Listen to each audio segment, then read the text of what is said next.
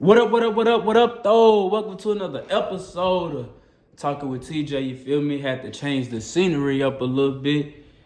How y'all doing out there, man? I know I said that I was going to drop the episode yesterday, but I wanted to wait because I had to do a lot of research for this one, man. You already know.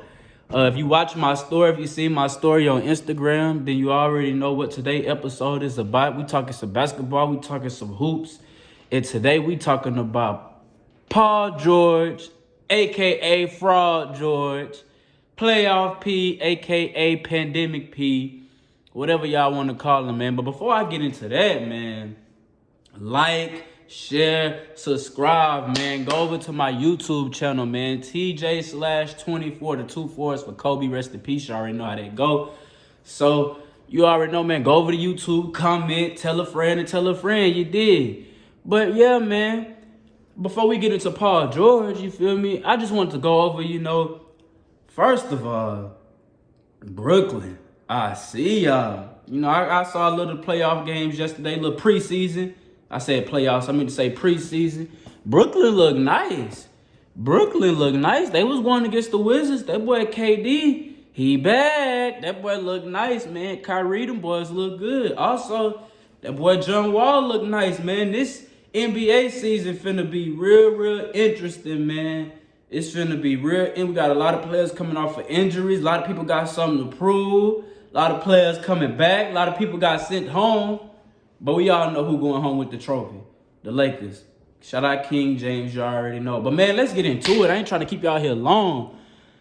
Paul George. Before I say this, I want to say Paul George is a cold player. Probably top 30 in the league. I'm not a hater. The homie got a jumper. Homie got defense. The homie is cold. I just want to get that out the way. I am not a hater. I'm a realist.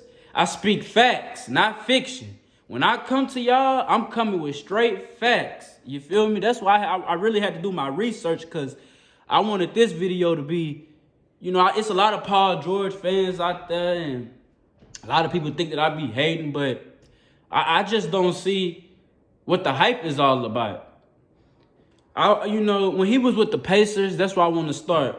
When he was battling with the Miami Heat, I give him his respect for that, because Paul George really didn't have no help. He was a young Paul George. But let's go on to it. Got traded to OKC, didn't want to be with the Pacers no more. Got traded to the Oklahoma City Thunder. And in the regular season, he does what Paul George always does. He shows up in the regular season. But when you an all-star, when you a so-called superstar, and you giving yourself nicknames, you got to do what? Do what Jordan did, which was perform in the playoffs. Do what Kobe did, which was perform in the playoffs. When the lights shine the brightest, can you show up? In the big moments, when your team really needs you and they dependent on you, can you show up? What are you there for? You the so-called number one option. You playoff P. Well, let's go over these playoff stats. 2018, Game 6, elimination game. Paul George played a total of 45 minutes. Paul George shot 2 of 16. From the three-point line, he shot 0 of 6. 5 total points. Game 6, an elimination game. You are a superstar. You are playoff P.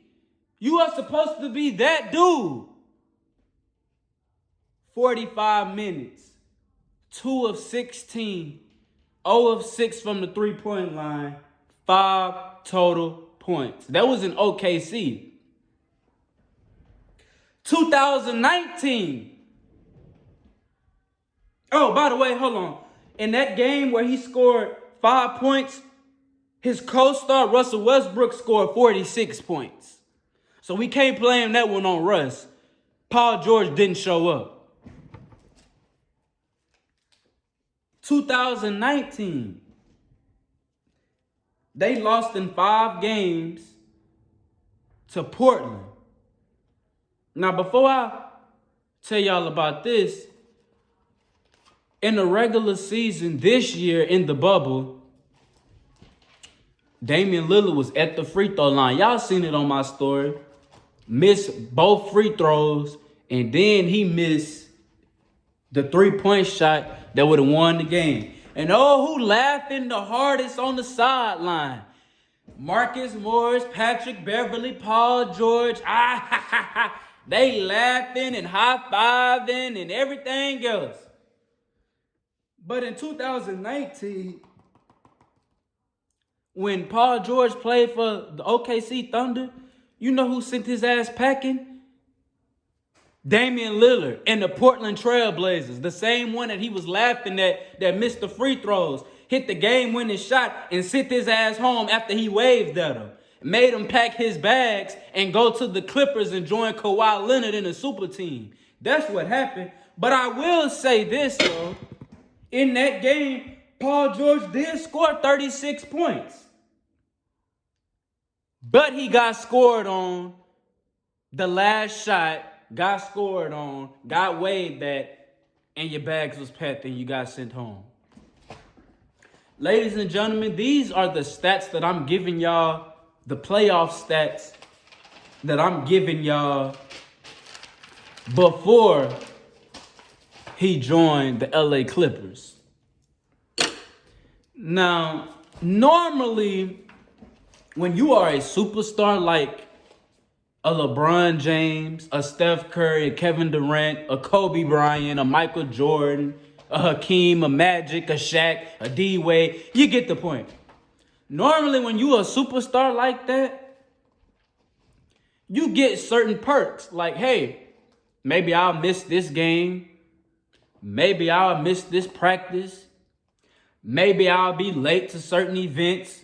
You get special treatment when you a superstar, when you've walked down the pathway of proving something. You get certain leeway. Like Kawhi Leonard.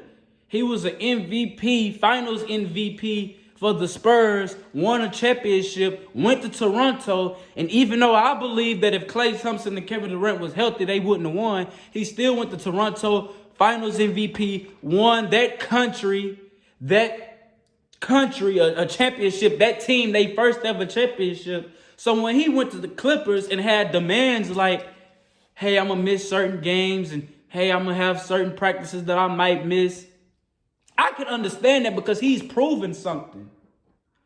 But the stats that I just gave y'all of what Paul George do when the lights shine the brightest, this man went to the Clippers, y'all. Missed certain practices. Missed certain games. Him and Kawhi Leonard chose certain days that they will practice. Him and Kawhi Leonard chose the games that they would play in. Y'all starting to get he's getting leeway. He's getting all this special treatment. But what has he proven? Because the stats that I just gave y'all, he haven't proven nothing. When he left the Indiana Pacers and went to OKC for 2 straight years, he didn't even get out of the first round. But yet you want all these special treatment and you want all these special perks and you don't do anything. But you go to the Clippers the first year and what do? Before you get on there, you on FaceTime. I forgot who it was, but you on FaceTime talking about, oh yeah, we healthy. Oh yeah, we healthy. Oh, we got Joakim Noah too. We ready. You know, this is the first time I've been healthy in years. You doing all that talking. You doing all that giddy up, giddy up, giddy up. Y'all a new Kawhi Leonard dropping commercials and he the new king of LA with the crown and y'all already claiming y'all self. Patrick Beverly doing all this yip yapping and talking and I'm the best. And what happened in the second round of the playoffs? An elimination game. Game 7. The Clippers was up 3-1, ladies and gentlemen, to a young Denver Nuggets team. And what I kept hearing all season long, they got the best defenders. They got the best defense. And Jamal Murray came in dropping 30, 35, 40. On who? Kawhi Leonard and Paul George. Ladies and gentlemen, his stats for Game 7, you know, where the lights are the brightest, the game that counts, you know, the game that if you win, you move on to the next round. He played a total of 38 minutes, shot 4 of 16, 2 for 11 from the three-point line, and scored a total of 10 points. Ladies and gentlemen, I'm not hating. This is what it is. Paul George, whatever you do for the community, we respect that. We love that. We appreciate that. No more nicknames. No more missing practice. No more missing games until you do what you got to do, bro. You ain't never made it to a Western Conference Finals. I'm trying...